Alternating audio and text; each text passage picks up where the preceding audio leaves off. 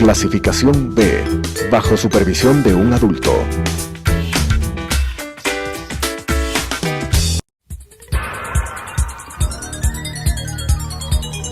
Las opiniones vertidas en este espacio por la producción y dirección del programa son de exclusiva responsabilidad de sus autores y de quienes intervienen en ellos.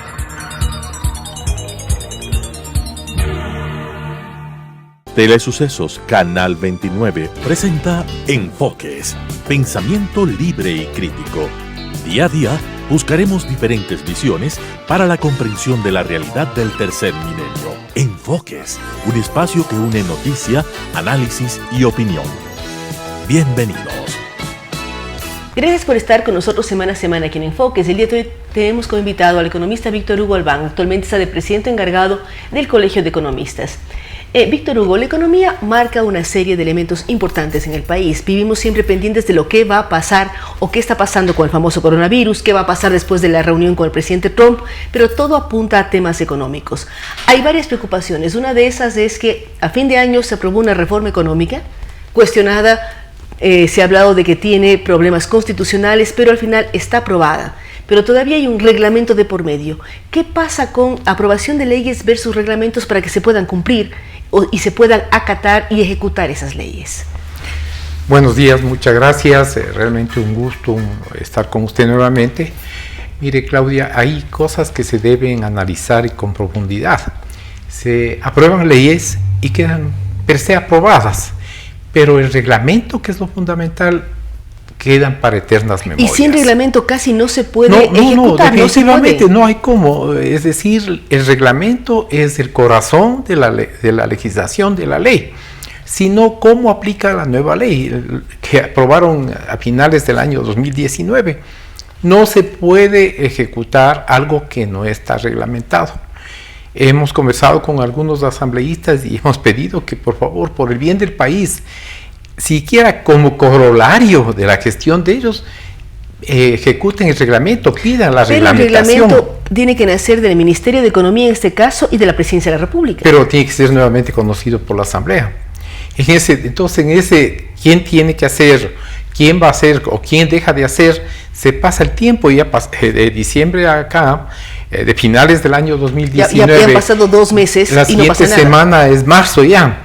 Y no se puede aplicar una ley que realmente es buena para que nuevamente tenga algún tipo de ingreso el país, porque los ecuatorianos estamos siempre exigiendo más gasto, más inversión, que no la hay desde luego, pero sin embargo los ingresos que tiene el fisco son solamente a través de créditos, y créditos con unos costos que son asombrosamente caros, los más caros de Latinoamérica.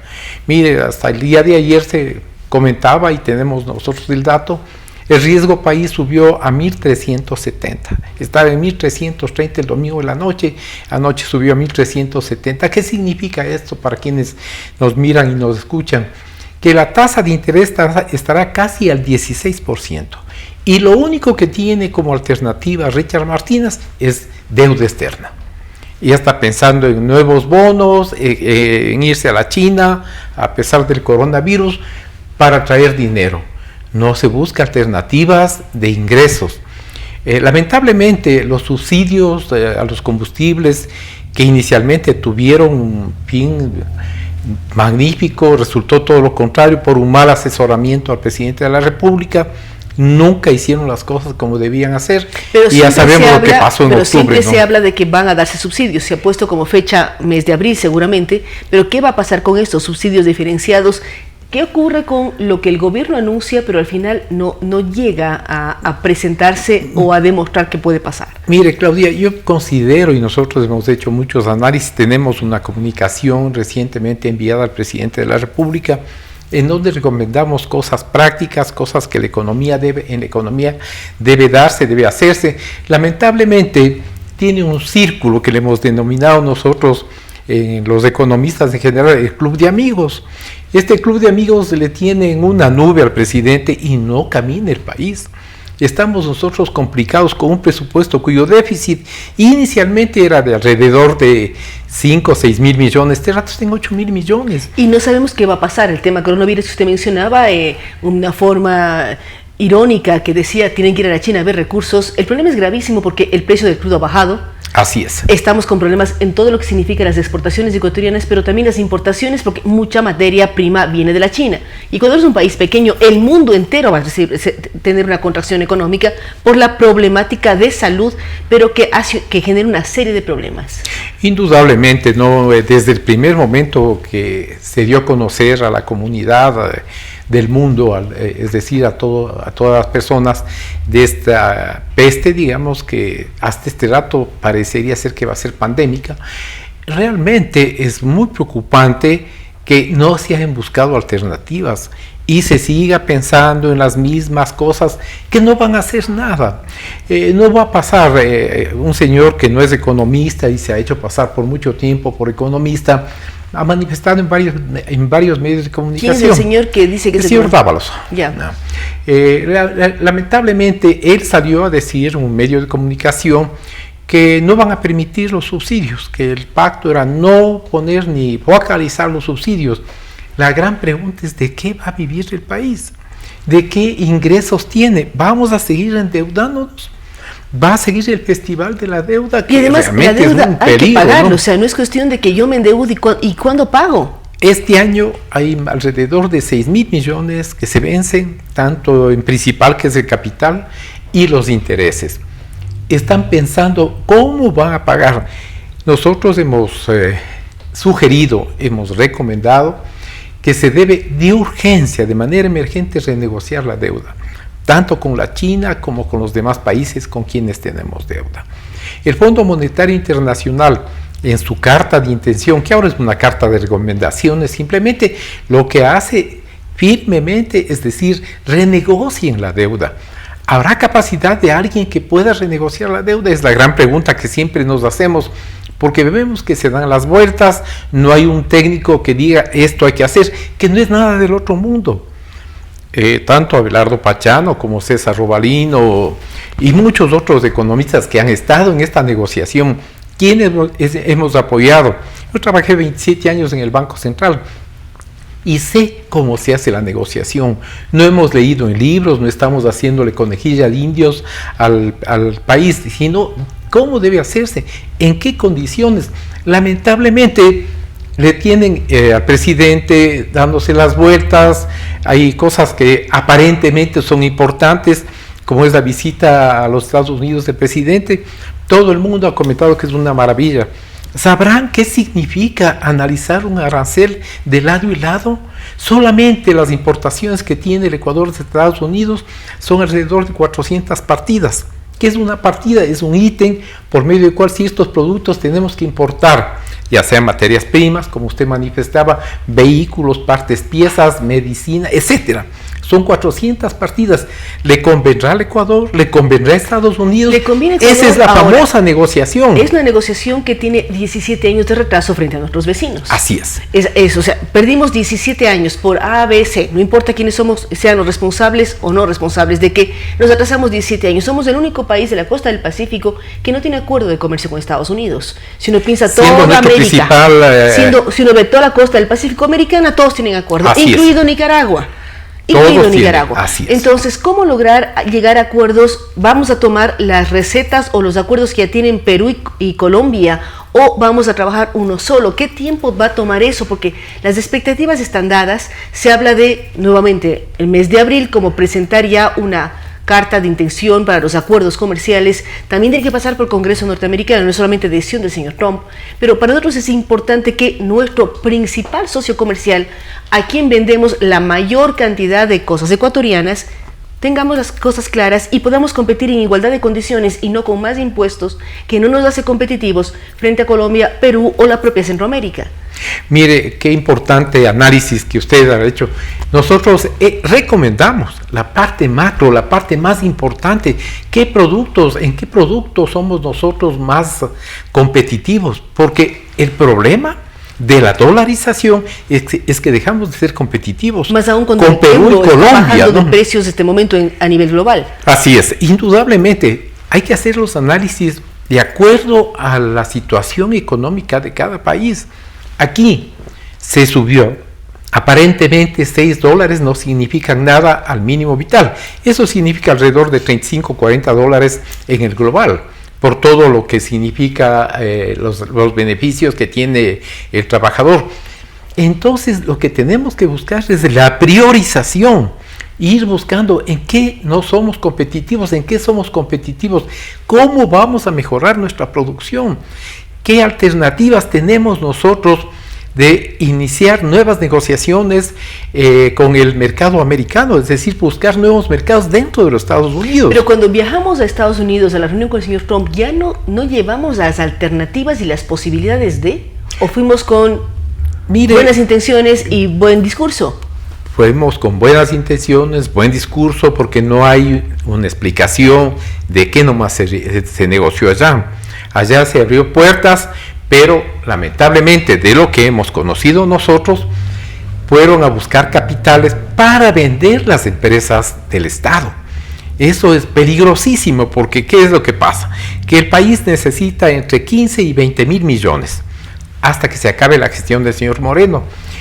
Lamentablemente, lo único que tienen es la sopladora, CNT y 2 o 3 empresas del Estado más que quieren vender, el Banco del Pacífico, entre otros. Lamentablemente no se han hecho los estudios que debieron hacerse, no hay un estudio del sistema productivo. Banco del Pacífico no está metido Bank of America haciendo los análisis para saber cuánto cuesta el banco y efectivamente poderlo vender. Mire, nosotros hemos conversado con los del Banco of America, hemos conversado con otros bancos como el Citibank y otros bancos suizos que han venido. Es muy difícil hacer el estudio porque como es un banco del Estado, tiene una serie de preventas. Por ejemplo, usted todas las multas del CNT, de la AMT, de todo lo que es del Estado, direccionan al pago. Entonces tiene una clientela cautiva, que siendo banco privado, no sé si lo puede seguir teniendo. Esos son costos que están disfrazados y que le elevan el precio al banco. Entonces se tiene que buscar realidades y los bancos, usted ha mencionado, el Banco de América, está muy preocupado porque el momento que se haga una negociación, una valoración, se va sobre datos reales, es decir, sobre balances, sobre depósitos, sobre utilidades, etcétera. Y obviamente el momento que se venda, el Estado pasará posiblemente a Ban Ecuador todo lo que está trabajando el Banco del Pacífico este rato. Es decir, usted no ve muy fácil y con la visita de Estados Unidos al presidente Trump no lograron captar la atención para privatizar o vender empresas estatales. Manifiestan, no tenemos nosotros mayor referencia, pero por las declaraciones que ha hecho María Paula Romo, entre otros, lo que han hecho es buscar capitales, ya sea para el sector público como el sector privado. En el sector privado hemos conversado con algunos de las personas que fueron de las cámaras y lamentablemente no hay mucho interés en venir a hacer inversión en el Ecuador por los problemas que tiene, ya sean en el sentido laboral, en el sentido fiscal, que no se hacen las reformas. Claudia, por favor, Perú terminó con 14 mil millones más o menos el 2019, Colombia con cerca de 17 mil millones, de inversión, Ecuador inversión extranjera y Ecuador 800 millones, incluido ahora, ¿cómo lograr? La parte petrolera. Por ejemplo, usted lidera Colegio de Economistas, es un colegio importantísimo en el país.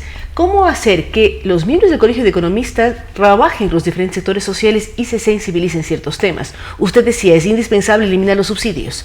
El Ecuador necesita eliminarlos para que el gobierno ecuatoriano pueda tener recursos y poder invertir en áreas sociales. Pero ¿cómo lograr enseñar a la población ecuatoriana que los subsidios no son tan buenos como se piensan? Ahora, el primer análisis que hemos hecho nosotros es hacer notar a la gente a quién se beneficia con los subsidios. ¿Quiénes viven con $2-3 al día? ¿Y quiénes tienen vehículo y a quiénes se subsidia o a quiénes no subsidian? Digamos de la mayor parte de la población ecuatoriana, a sabiendas que si retiramos ese subsidio con una buena gestión administrativa estatal, eso significaría alcantarillado, agua potable en tantas ciudades, en tantos cantones que no los hay. Eso estamos tratando de vender realidades a la parte social. Nosotros tenemos reuniones con la FENECIN, con los trabajadores, porque no somos enemigos. Hacemos conciencia de qué se debe hacer, qué es bueno y qué es malo. Es bueno que haya subsidios, y a quién se subsidia, que se focalicen los subsidios. Hemos dicho que se focalicen.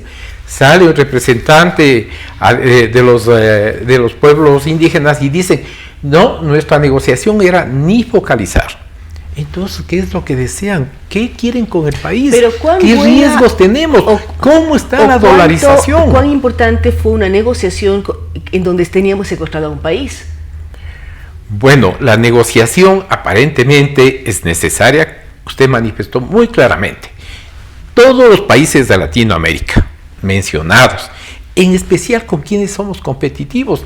¿Quién es nuestra competencia? Perú. ¿Quién es nuestra competencia? Colombia. ¿Y Centroamérica? ¿Producimos o no producimos flores? ¿Producimos o no producimos banano? Cacao. Ellos producen todo igual. Tenemos una bendición que es indudable. Por ejemplo, las flores ecuatorianas son más cotizadas por el tipo de rayos solares que nos ayudan en la producción. Pero si usted, pasamos 14 de febrero, si uno ve una rosa ecuatoriana que vale $1, me invento, y una rosa colombiana que vale 80 centavos, ¿qué rosa compra? La de 80 centavos, y que es la diferencia mayor, porque es 50 centavos. Entonces, obviamente, ¿qué es lo que pasó con los costos? Hemos hablado con floricultores, pero tiene un salario mínimo vital, un salario regional o que tiene dedicado a la agricultura, a la floricultura, y es mayor al colombiano, sí, mayor al peruano. Una reforma laboral que se anuncia, que hay una comisión en la Asamblea que está trabajando, pero el gobierno no la presenta, en donde va a permitir una flexibilización en el uso de las horas. Es decir, si es época de cosecha de las flores, uno puede concentrar sus horas en X días, pero todavía también los sectores laborales o los sindicatos no están de acuerdo a esas posibles reformas. Verá, nunca van a estar de acuerdo, porque ellos creen que se les está afectando. Pero si no hay trabajo frente a que sí puede haber trabajo, ¿qué afectación? Mire, nosotros todos los días estamos haciendo análisis socioeconómico en la parte laboral, que es lo más preocupante en el Ecuador. Tenemos el 43% de desocupación, porque el que vende en la esquina agua mineral o lo que sea, no es empleo. Entonces tenemos que buscar alternativas de empleo. Ese sería lo de menos. Hay 250,000 jóvenes en el Ecuador que se incorporan a la población económicamente activa, al PEA, que buscan trabajo desesperadamente. El gran empleador en otros tiempos fue el Estado, fue el gobierno. Y obviamente este rato tiene en exceso. Uno de los condicionantes del Fondo Monetario es bajar la cantidad de servidores públicos. ¿A dónde están recurriendo? Se ven desesperados. Hay cantidad de chicos profesionales con maestría que están con carpeta buscando bancos, buscando las pocas empresas que tienen aquí, que no hay. Entonces, ¿qué tenemos que buscar nosotros? Inversión. Claudia, lo que requiere este país es inversión, abrir las puertas, hacer entender a los trabajadores que ellos ya tienen todas las facilidades y que no se les va a quitar nada. Ellos tienen todos los derechos. Hay una jubilación patronal que es el único país en el mundo que tiene. O sea, salen con 2 jubilaciones, la de Seguro Social y la patronal. Ven eso, y ahora instituciones bancarias, una persona que tiene ya 20 años de trabajo, le liquidan. Hemos hecho estudios. Hay un banco, que no me permito decir el nombre, que es bastante grande aquí en el país, que la persona que cumple 20 años a cualquier costo le mandan. Entonces, ¿qué pasa con esa persona? Comenzó a trabajar 23, 24 años, más 20, 43. Nadie le recibe en ninguna parte. Acabó su vida. No tiene seguro social, ya, a pesar de ser una persona con mucha experiencia en el sistema financiero, en el sistema bancario, todo el mundo le cierra las puertas.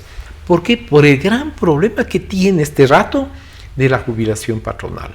¿Qué es lo que decimos nosotros? Que se anexe esa jubilación al seguro social, que no es que estamos retirando, que quienes tienen le pasen al seguro social, que hay un fondo más conveniente, pero lamentablemente no hay quienes hagan entender a los trabajadores que eso es perjudicial para todo lo que es inversión en el país, y eso y muchas cosas más, ¿no? El exceso de vacaciones en este país. Hablamos de varias cosas, Víctor Hugo, los tiempos lamentablemente no nos alcanzan para todo. Hemos hablado de la visita a Estados Unidos, de la reforma económica que todavía no tiene reglamento, el problema de inversión privada o inversión en general en el país, el problema de las reformas laborales, el tema subsidios. ¿Cómo? Si al gobierno le queda... Nos falta un tema importante, la deuda. Bueno, y la deuda, que también lo menciono, cada vez nos endeudamos más. ¿Cómo en un año y pico más de gobierno que le queda al presidente Moreno, lograr al menos dejar solucionando o encaminando algunos temas? Lo más importante que creemos nosotros es de que debe conformarse un frente entre el sector público y el sector privado para canalizar el acuerdo con los Estados Unidos. La negociación con Estados Unidos es primordial. Quisiera que quienes nos están mirando y escuchando nos entiendan de que somos nosotros, el Ecuador, un país que no está compitiendo con Colombia y con Perú. Porque por los aranceles, por los impuestos, eso es importante. Estados Unidos tiene un arancel a nuestro camarón, a nuestros productos del mar en general, al banano, al café, al cacao. Perú, Colombia ya consiguieron de que ese arancel, ese impuesto que estaba colocado, ya se retire. Entonces ellos tienen facilidad porque el producto de ellos, además de ser un poco más económico, el caso de las flores que usted muy bien lo explicó, pero eso aplíquele en el banano, en el camarón, en todos los productos que somos nosotros tradicionalmente exportadores, y va a notar de que son sumamente más caros. Y obviamente entre la libra de camarón o el kilo de camarón colombiano y el kilo de camarón ecuatoriano, hay una diferencia en Estados Unidos, que la calidad puede ser diferente, pues la nuestra puede ser mejor por la situación geográfica, pero la gente busca a veces lo más económico, y eso lo hace toda familia y entonces, todo el mundo. ¿usted recomendaría al gobierno priorizar el acuerdo de comercio con Estados Unidos? Eso sería que no fundamental. se descuide de las otras cosas, pero prioridad el prioridad acuerdo con el acuerdo, porque ya que se hizo la gestión, se dio el primer paso, no dejemos. Usted bien lo manifestó y está muy bien enterado, una periodista profesional, ni faltara más. 17 años perdidos. ¿Cuál es la situación del Ecuador? ¿En qué condiciones estamos? ¿Cuál es nuestra reserva monetaria? ¿En qué condiciones además está la dolarización? Estos 17 años también decir, no es cuestión política, no es cuestión de que soy pro norteamericano o no. Nosotros buscamos un buen mercado. El mejor mercado son los Estados Unidos y son nuestros mejores compradores, no importa la parte política. Así es, indudablemente. Mire, es como cualquier negocio, ¿no es cierto? Si yo tengo un cliente que es permanente, un cliente cautivo, que es para mí importante, tengo que darle la preferencia. Eso es de un negocio normal, no se diga en un país que necesita, que requiere despuntar. Usted dijo 17, yo diría casi 20 años perdidos, ¿no?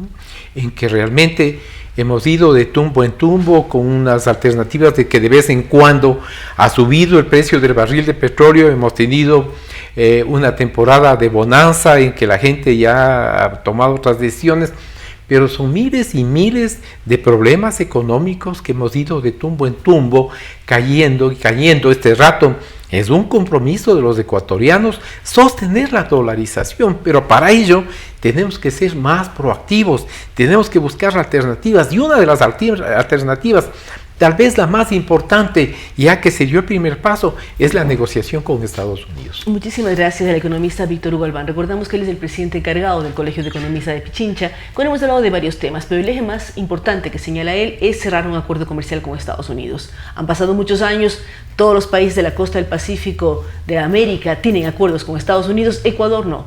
Es importante que la sociedad de consumo más importante del mundo tener un acuerdo y podamos vender nuestros productos en iguales condiciones que los vecinos para poder ser competitivos. Así es que las cosas están así, la situación económica no es fácil, todos debemos colaborar, apoyar, estar abiertos a cambios y a reformas que pueden beneficiar y generar más empleo. Las cifras que el economista Albán da son angustiosas, hablar de un 43% de desempleo quiere decir que casi la mitad de la población ecuatoriana no tiene trabajo digno, lo cual no puede continuar y no queremos que la situación vaya generando mayor problemas de pobreza y de problemas de todo índole en la sociedad ecuatoriana. Así es que nuevamente, gracias al economista Víctor Hugo Albán, vamos a seguir tratando el tema del acuerdo comercial con Estados Unidos, que esperamos, gracias a la apertura que se presentó, pueda darse no en plazos demasiado largos. Gracias nuevamente a ustedes que nos acompañan semana a semana aquí en Enfoques. Nos vemos en una semana más. Las opiniones vertidas en este espacio por la producción y dirección del programa son de exclusiva responsabilidad de sus autores y de quienes intervienen en ellos.